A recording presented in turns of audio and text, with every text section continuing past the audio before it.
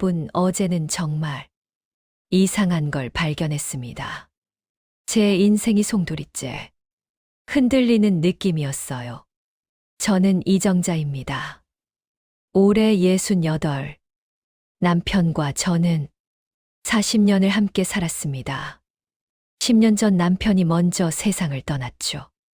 저는 그 10년을 외로움 속에서 보냈습니다. 어제 오래된 서랍장을 정리했어요. 남편의 물건을 만지면 아직도 남편이 살아있는 것 같거든요. 남편이 쓰던 낡은 지갑. 그걸 버릴까 말까 망설였습니다. 지갑을 들여다보았어요. 거기에 뭔가 있었습니다. 낯선 여자의 사진 한 장. 심장이 덜컥 내려앉았습니다. 저는 숨을 쉴 수가 없었습니다. 사진 속 여자는 저보다 훨씬 젊었습니다. 단정한 웃음을 짓고 있었죠. 배경은 평범한 사무실 같았습니다. 이게 뭐지? 수많은 질문이 머리를 때렸습니다. 저는 그 사진을 손바닥에 올려놓았습니다. 남편은 평생 저만을 사랑한다고 말했습니다. 밖에서는 한눈 팔지 않는 강직한 사람이었습니다. 그런 남편의 지갑, 분노, 배신감, 지난 10년 동안 그리워했던 남편, 그 모든 기억이 거짓이었나. 저는 그동안 남편의 빈자리를 붙잡고 살았습니다. 남편의 셔츠를 끌어안고 울었습니다. 이제 왔어. 남편이 나를 조롱하는 것 같았습니다. 저는 사진을 쥐고 밤새 잠을 설쳤습니다.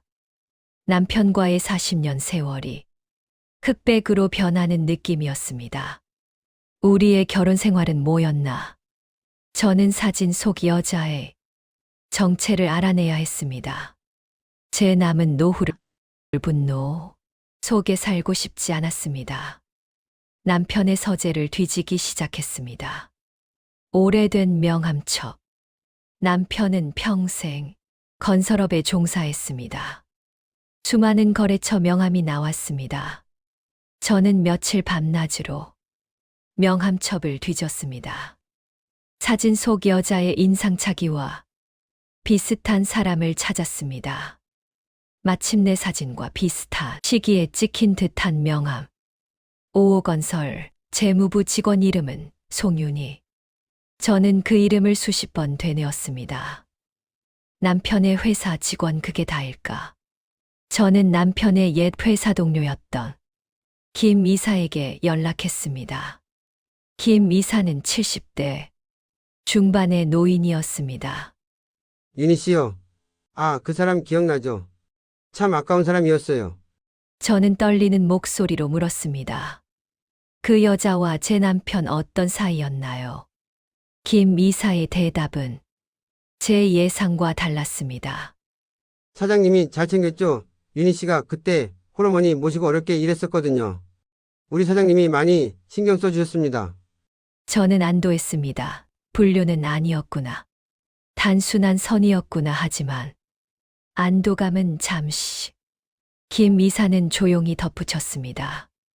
하지만 사모님, 주변에서는 다들 그렇게 말했습니다.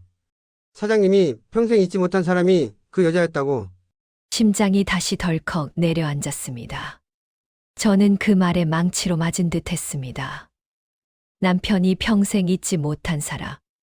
저와 40년을 살았는데 남편의 마음 한구석에는 다른 여자가 있었구나.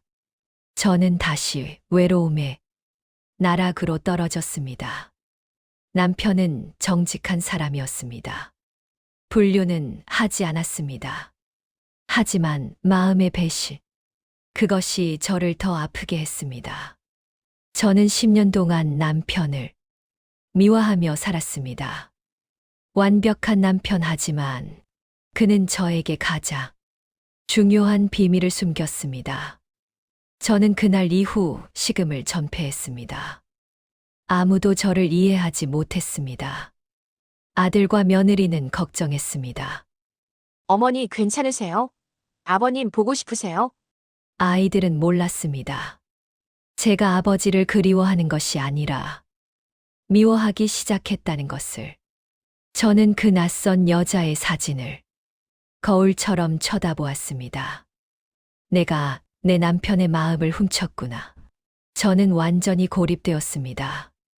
남편의 비밀을 누구에게도 털어놓을 수 없었습니다. 저희 40년의 자존심이 무너지는 이야기였으니까요. 저는 그 사진을 불태워 버리고 싶었습니다. 하지만 그럴 수 없었습니다. 진실을 알아야 했으니까요. 밤이 깊었습니다. 저는 남편의 유품들을 다시 뒤지기 시작했습니다. 뭔가 더 있을 것 같았습니다.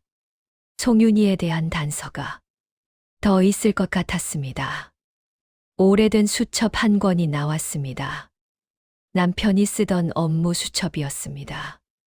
페이지를 한 장 한 장 넘겼습니다. 그러다가 발견. 작은 메모 하나. 윤희 어머니 병원비 매달 마이너스 30만 원.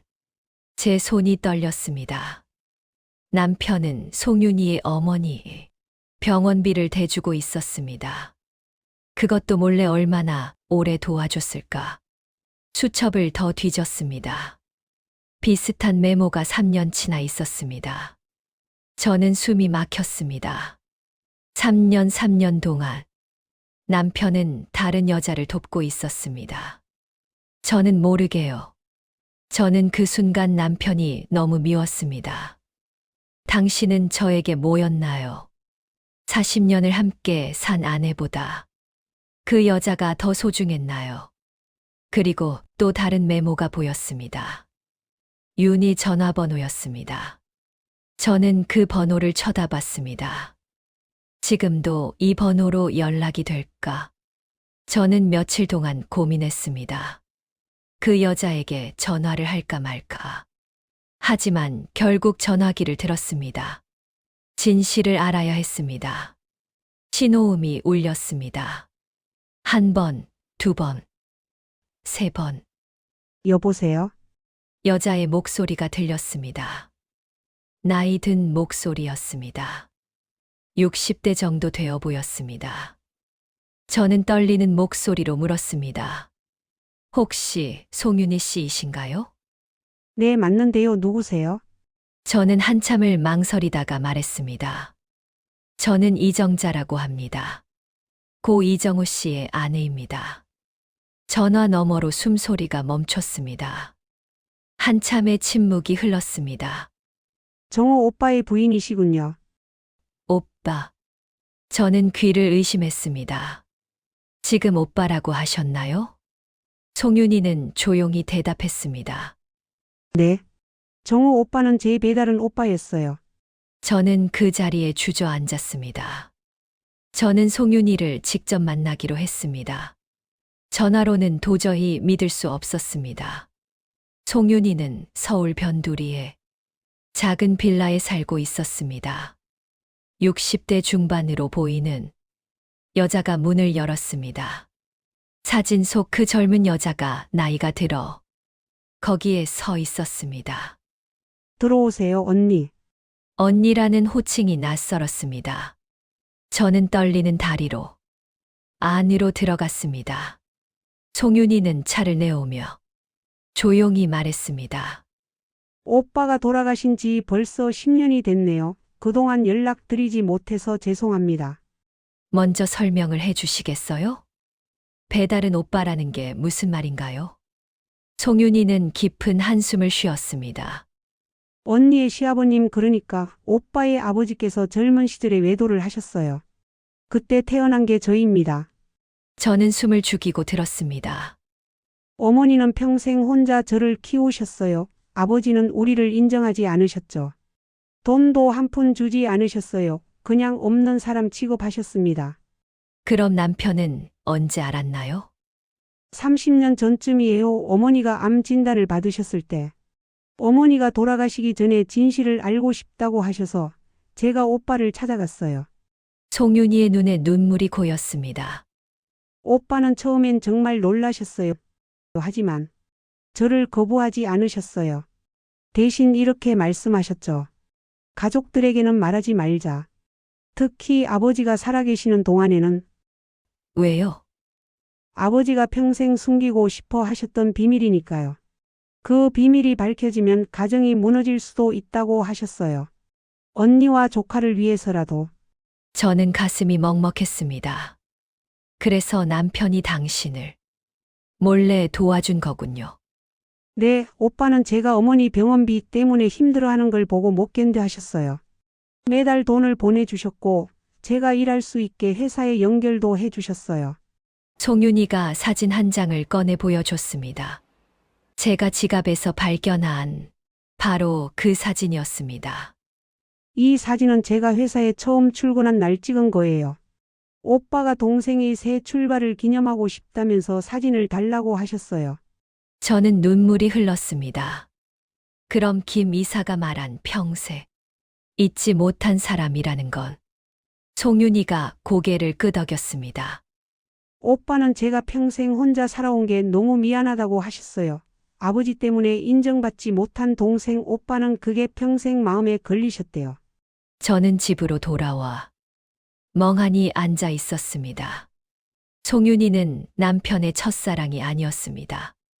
배다른 동생이었습니다. 남편이 평생 잊지 못한 사람. 그건 사랑이 아니라 미안함이었습니다. 가족으로 인정받지 못한 동생에 대한 죄책감이었습니다. 그때 친구 순이가 찾아왔습니다. 며느리가 또 연락한 모양입니다. 정자야 얼굴이 좀 나아졌네. 저는 순이에게 모든 것을 털어놓았습니다. 낯선 여자의 사진 송윤이라는 이름, 그리고 배다른 동생이라는 진실. 순이는 한참 듣더니 말했습니다. 정자야 내 남편 정말 훌륭한 사람이었구나. 무슨 말이야? 생각해봐. 남편은 40년 동안 너한테 그 비밀을 말하지 않았어. 왜였을까? 저는 생각해봤습니다. 너를 힘들게 하고 싶지 않았던 거야. 시아버지의 외도, 배다른 동생. 그런 얘기를 너에게 어떻게 말해? 게다가 시아버지가 살아계실 때는 더욱 말할 수 없었겠지. 순이가 계속 말했습니다. 그리고 송윤희 씨를 도와준 것도 봐. 남편은 가족의 평화를 지키면서도 동생의 삶을 책임진 거야. 정말 쉽지 않은 일이야. 저는 고개를 끄덕였습니다. 순이가 제 손을 잡았습니다. 저는 눈물을 흘렸습니다. 남편은 저를 배신하지 않았습니다. 다만 감당하기 힘든 비밀을 혼자 짊어지고 살았을 뿐입니다. 다음 날 저는 다시 송윤이를 찾아갔습니다. 이번엔 비난이 아니라 화해를 위해서였습니다. 윤희 씨 아니 아가씨. 송윤이는 깜짝 놀랐습니다. 언니, 미안해요. 제가 오해했어요. 당신이 남편의 그런 사람인 줄 알았어요. 송윤이가 고개를 저었습니다. 아니에요, 언니. 오빠가 돌아가시고 나서 제가 찾아갔어야 했는데 용기가 없었어요. 이제라도 만났잖아요. 저는 가방에서 낡은 지갑을 꺼냈습니다. 그리고 그 안의 사진을 윤희에게 보여줬습니다. 남편이 평생 이 사진을 간직했어요. 당신을 잊지 않으려고요. 윤희는 눈물을 흘렸습니다. 오빠는 제가 평생 만난 유일한 가족이었어요. 어머니 외에는. 저도 눈물을 흘렸습니다. 윤희 씨, 이제 우리가 가족이 되면 안 될까요? 늦었지만. 윤희는 놀란 듯 저를 쳐다봤습니다. 제가 언니의 가족이 될 수 있나요? 당연하죠. 남편의 동생이면 제 동생이죠. 이제부터 명절 때는 우리 집에 오세요. 조카도 만나고. 윤희는 한참을 울었습니다. 평생 혼자 살아온 사람이 처음으로 가족을 얻는 순간이었습니다. 저는 윤희의 손을 잡았습니다. 우리 남편이 살아있다면 정말 좋아했을 거예요. 우리 둘이 이렇게 만나는 걸. 그날 저녁 저는 아들을 불렀습니다. 아들아, 엄마가 할 얘기가 있어. 무슨 일이에요, 엄마? 내 아버지한테 배다른 고모가 있었어. 아들은 깜짝 놀랐습니다. 저는 아들에게 모든 것을 설명했습니다. 아들은 한참 듣더니 말했습니다. 아버지 정말 대단한 분이셨네요. 평생 그 비밀을 혼자 짊어지고 사셨다니. 그래, 내 아버지는 정말 훌륭한 사람이었어. 고모는 지금 어디 계세요? 혼자 사시는데 이번 추석 때 우리 집에 오시기로 했어. 아들이 웃었습니다. 좋아요, 엄마. 저도 고모 뵙고 싶어요. 저는 평온함을 느꼈습니다. 며칠 후 저는 남편의 묘를 찾았습니다. 여보, 윤희 씨를 만났어요. 당신이 평생 지키려고 했던 비밀. 이제 알았어요. 미안해요. 당신을 오해했어요. 당신은 훌륭한 남편이었고, 훌륭한 오빠였어요. 이제 윤희 씨도 우리 가족이에요. 당신이 원했던 대로요. 저는 묘비를 쓰다듬었습니다. 여보, 이제 저도 제 인생을 살아볼게요. 당신처럼 당당하게. 여러분, 저는 68년을 살았습니다. 그중 40년을 남편과 함께 살았습니다. 그리고 10년을 남편의 빈자리와 함께 살았습니다. 하지만 이제 깨달았습니다. 인생은 완벽하지 않다는 것. 가족도 완벽하지 않다는 것. 하지만 그 불완전함 속에서도 우리는 최선을 다했다는 것. 남편은 저를 사랑했습니다. 그리고 동생도 포기하지 않았습니다. 두 가지 모두 지켜냈습니다. 저는 이제 새로운 가족을 얻었습니다. 윤이라는 내 동생. 혼자였던 그녀에게도, 외로웠던 저에게도 새로운 시작입니다. 복지관에도 다시 나가기 시작했습니다. 노래 교실도 등록했습니다. 윤희와 함께 가기로 했습니다. 오랜만에 웃음이 나왔습니다. 나이가 들어도 인생의 주인공은 바로 나 자신입니다. 여러분도 그렇게 사셨으면 좋겠습니다. 과거에 얽매이지 말고 지금 이 순간을 살아가세요. 그리고 혼자라고 생각하지 마세요. 예상치 못한 인연이 때로는 가장 소중한 동반자가 되기도 합니다. 그 순간순간이 모두 선물입니다. 여러분, 이 이야기가 마음에 와닿으셨나요? 구독과 좋아요, 그리고 공유 부탁드립니다. 여러분의 이야기도 들려주세요. 댓글로 함께 나눠요. 감사합니다.